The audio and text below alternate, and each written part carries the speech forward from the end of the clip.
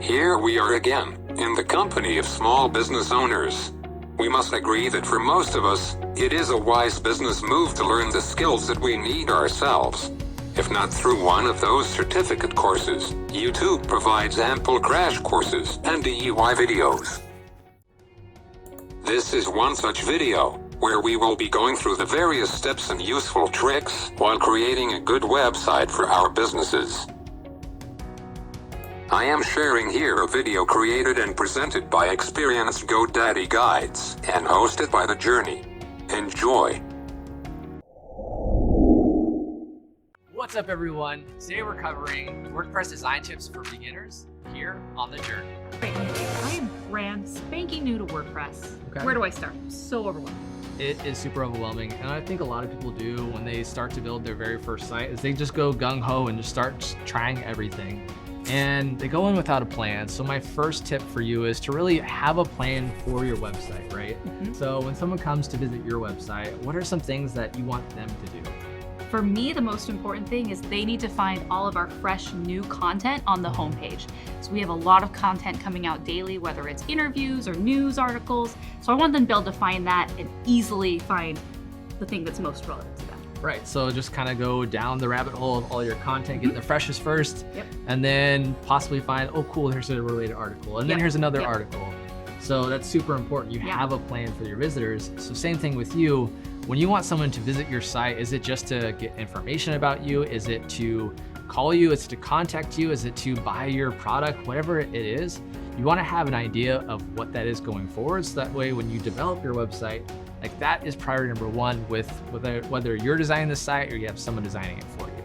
Okay, so I have a homepage, but other than that, what other pages are important to have? So homepage, definitely important. If you don't have a homepage, you don't really have a website. So that's kind of important.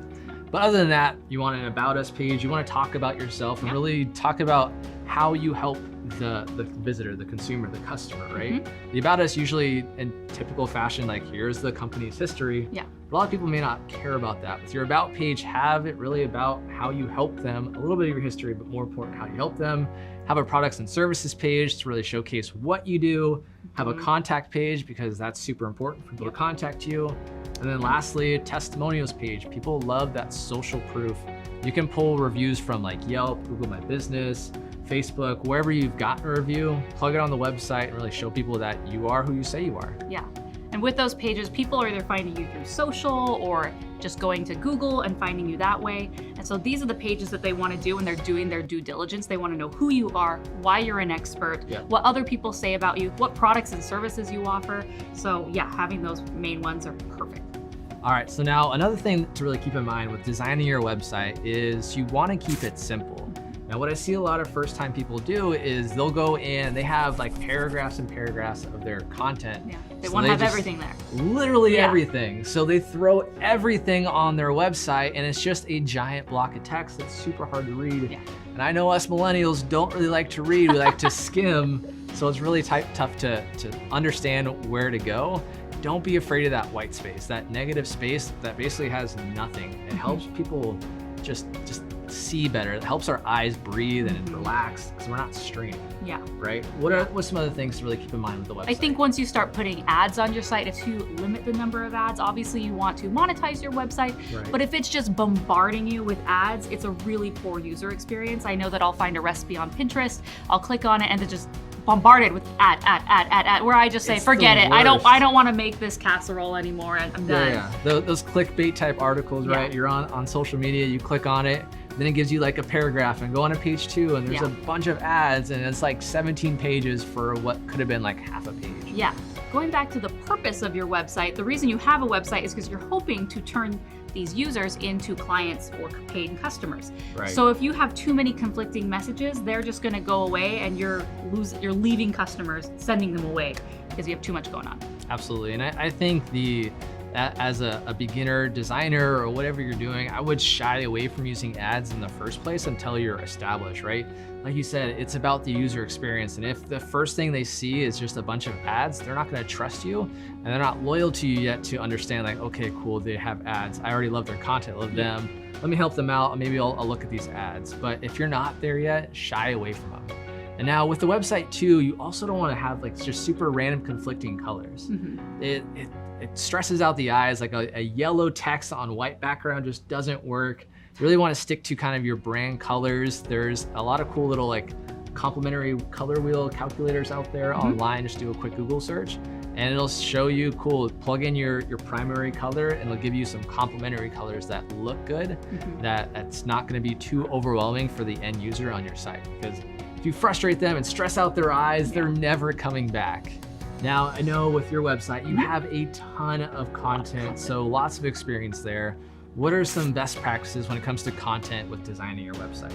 First off, you want content that is relevant to you and your business and your audience. If you are a dog groomer and you are writing about plumbing, then people coming to your website are not going to find that helpful and they're going to go away. So make sure that whatever your audience is coming to you for, you're writing content that you like. And you can use Google Analytics or just ask your audience what they want to hear from you. And you can start writing more content about that so it's more in line with what they're looking for. But then also, you want to make sure that it's consumable. You can't just have this giant block of text because you want to put everything in there. I won't read it. No one's going to read it. So it's as simple as trimming it down to the core message. But if that content is really important, then just hit that return bar and add some spaces so that way it's nice and easy on the eyes. Right, it's not an essay when you were in high school. You want to break it up. Even if the paragraph is not in the perfect form, make it easy for the visitor to read. Have nice bulleted headlines or bullet points or quote boxes. Break up that content. Yeah, make your English teacher mad, okay? Just make it nice and pretty. Yes, we're gonna get some angry emails. But with the website itself too, you really want to think about the structure of the content as well, especially on the main pages. The blog posts and things like that definitely have to have structure, but so does your, like, say, your homepage. Yeah. Now, you don't want that block of text in your hero. So the hero of a website is basically that first little banner header area that you see. It usually has some type of text saying, here's how I help you, a call to action, and a nice image in the background usually. And then images with your website, they have to match your brand. Right. You can't just throw out, if you're a dog groomer, some plumbing stuff, because that doesn't make sense. It's weird. What about corny photos? Like corny stock photos? I mean, if you don't have any photos, I would say that corny photos are maybe better than a blurry photo from your phone. It's true. But maybe it's time to invest in a photo shoot so you can get really nice, high quality content and images that really show and display what your brand and your products and services are. Absolutely. A professional photographer will definitely elevate you, especially if you're a brick and mortar. Having someone coming to your place and take super quality photos, that way anyone can actually see it, is great. Worth the investment. And now, if you have to use stock photos, you don't always have to use the super corny ones. There are some free resources that I like to use when I'm designing websites for clients. So pexels.com is probably my favorite one, and then unsplash.com is also a solid option. Basically, photographers are going on there, uploading some of their best work to get exposure, and they're giving away for free, which is super awesome and helpful. You can donate to them if you really like their stuff, but it really elevates your website, so it has some beautiful imagery, especially when it's on brand. Okay, this is awesome, but what else do I need for my website? Right, so with your website, you really want that purpose of it, right? We talked about what is the goal of the website. Part of that goal is having a call to action, and not just one call to action up in the hero. You want multiple call to actions throughout. So a call to action is usually a button or a link of some sort that says, learn more, get now, buy this product. Subscribe to my email list. Yes, something basically telling a user to take action. So again, you want to have it in the hero image, but you also want to have it throughout the website itself. At the end of blog posts, I really like to have it up at the top of the navigation bar in the upper right, just because of the way that people's eyes kind of travel around the website. It's usually in a Z formation. So to start at the top left, which is usually your logo, they'll move over to have the navigation, but then have a call to action right there. And then they'll kind of scroll down, they'll see other content, and to the right, to kind of finish off. And especially if that menu bar kind of scrolls down, that call to action is always there for them to see and use and take that action. Nice. Needly pro tip, guys. Take notes. All right, so now another aspect of your website when designing is to really have some sort of social share, if you could say that 5 times fast. Social share, social share, social share, social share, social share. Whoa, got it. I'm impressed. Very good. She's kind of the best.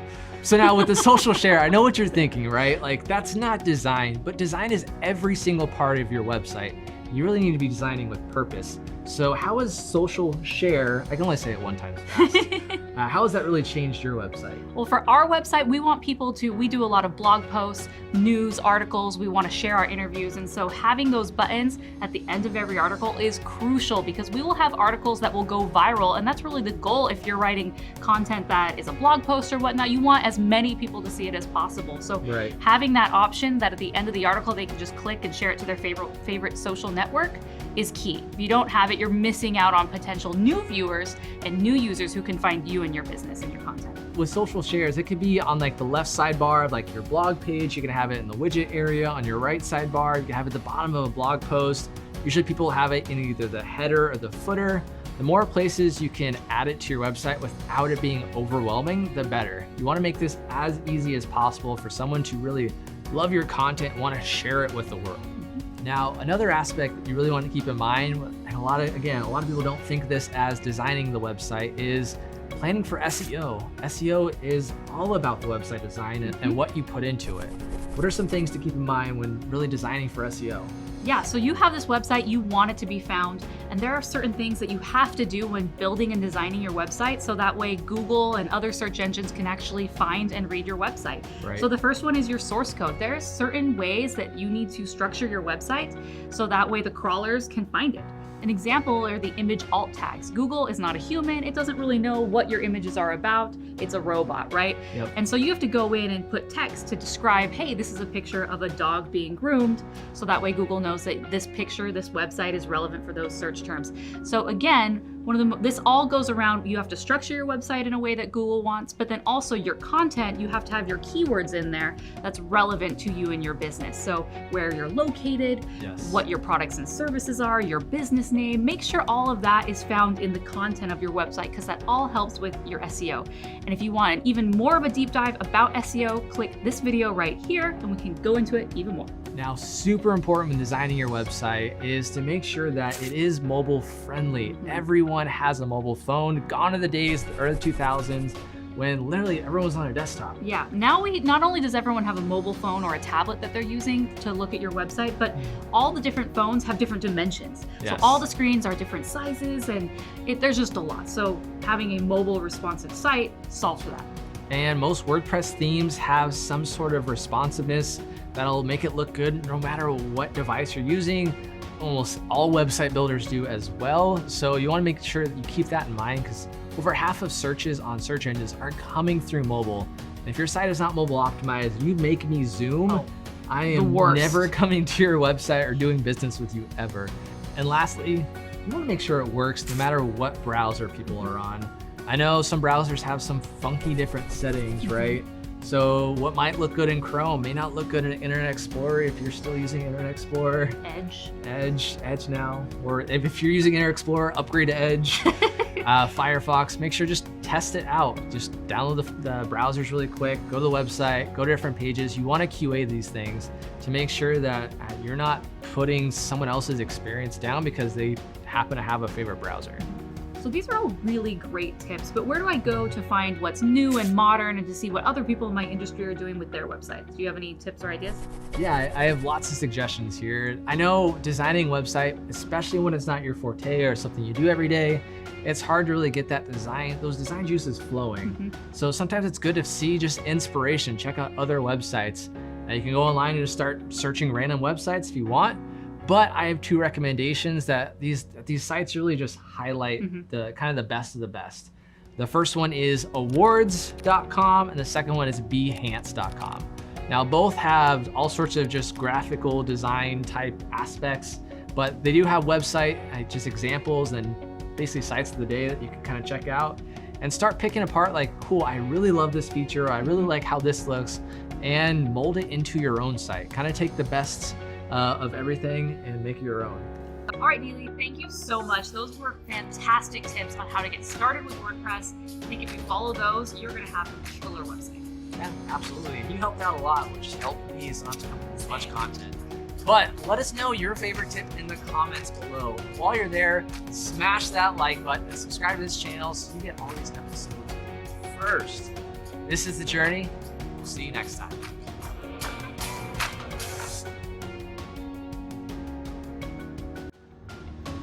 I hope that this video is going to bring value to your business. Thank you for watching. By the way, please don't forget to like this video and subscribe to this channel. Please share this video with your friends, colleagues, and fellow small business owners. Cheers!